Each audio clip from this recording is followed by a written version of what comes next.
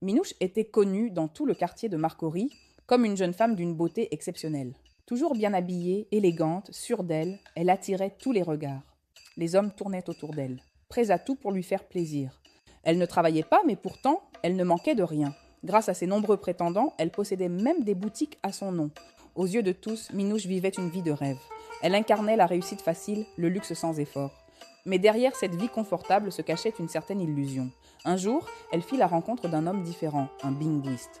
Contrairement aux autres, lui parlait d'avenir, de voyage, d'une vie meilleure en France.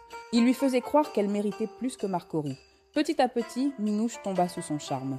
Leur relation évolua rapidement jusqu'au mariage. Un mariage grandiose, luxueux, spectaculaire. La dot versée confirmait aux yeux de tous le sérieux et la richesse de cet homme.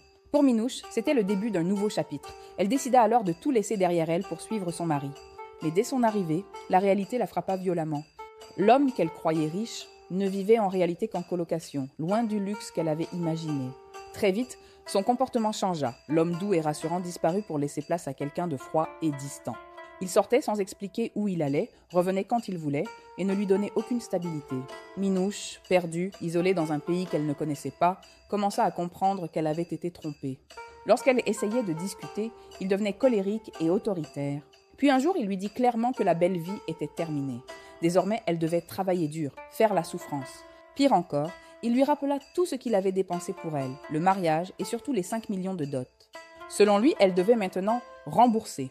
Minouche réalisa une vérité douloureuse. Elle n'était plus une épouse, mais un investissement. Tout ce qu'elle avait pris pour de l'amour n'était en réalité qu'un piège bien construit. Elle avait abandonné une vie où elle contrôlait tout, pour entrer dans une situation où elle ne contrôlait plus rien. Face à cette désillusion, allait-elle rester prisonnière de cette erreur ou trouver la force de se relever et reconstruire sa vie? Tout ce qui brille n'est pas de l'or. Et parfois, derrière les plus belles promesses, se cachent les plus grandes leçons.